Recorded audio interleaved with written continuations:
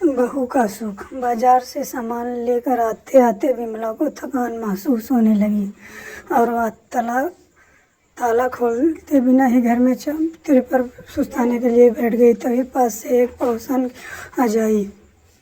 क्या हुआ विमला, थक गई क्या? उसकी आवाज़ सुनकर विमला ने गहरी सांस लेते हुए जवाब दिया, हाँ बहन, अब बुढ़ापे में शरीर साथ नहीं देता। अब तो बिल्कुल भी भाग दौड़ नहीं हो पाती। विमला की ऐसी बातें सुनकर पड़ोसन ने फिर कहा, 4 दिनों की बात तो है, फिर तो बहू आने वाली है, फिर आराम से ही आराम मिलेगा।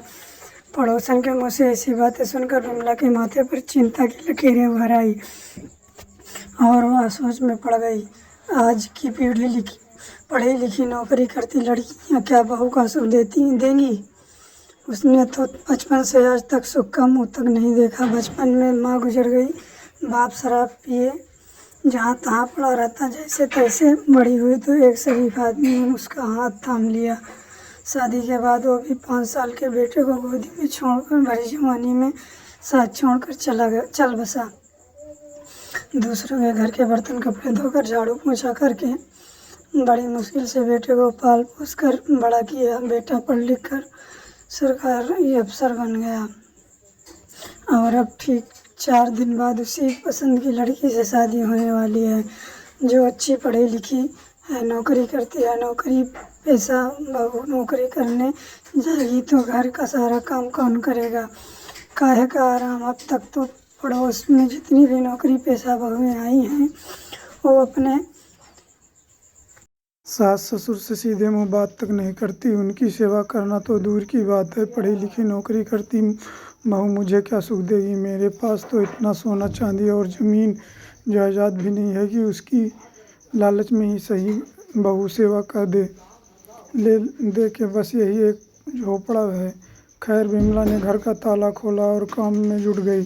4 दिन बाद बेटी की शादी है और सारे काम की जिम्मेदारी उसी अकेली के सर पर है। आखिरकार 4 दिन बाद बहू शादी करके घर भी आ गई। बहू की आन बान और शान देख विमला भी सोचने लगी कि अब तो मुझे कभी सुख नहीं मिलने वाला, और उसने अपने मन में ठान लिया कि आज तक जैसे वह परिस्थितियों से समझौता करती आई है, आगे भी करती रहेगी। कभी भी घर में कलह का कारण नहीं बनेगी। अगले दिन सुबह जब विमला सोकर उठी तो उसकी नज़र सीधे अपने सामने टंगी घड़ी पर पड़ी। देखा तो 8 बज चुके थे। वो हड़बड़ा कर बुदबुदाने लगी, बाप रे, इतनी देर हो गई, उठने में घर का सारा काम पड़ा है।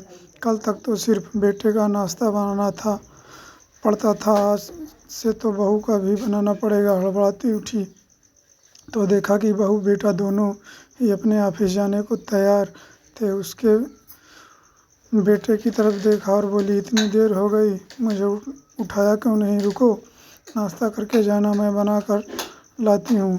वो किचन की तरफ जाने लगी तो बहू ने रोका और कहा, माँ जी, मैंने नाश्ता बना दिया है और घर का सारा काम भी कर दिया है। आप भी नाश्ता करके आराम करना। आप शादी के कामों में इतना थक गई थी, इसलिए हमने आपको नहीं उठाया।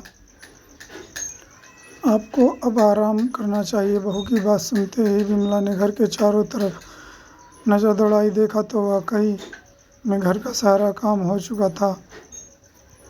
यह सब देख कर विमला हैरान सी हो गई और बुदबुदाते हुए बोली, तुझे तो नौकरी पे जाना है, तुझे काम करने की क्या ज़रूरत? मुझे आदत है घर के कामों की, मैं सब कर लूँगी।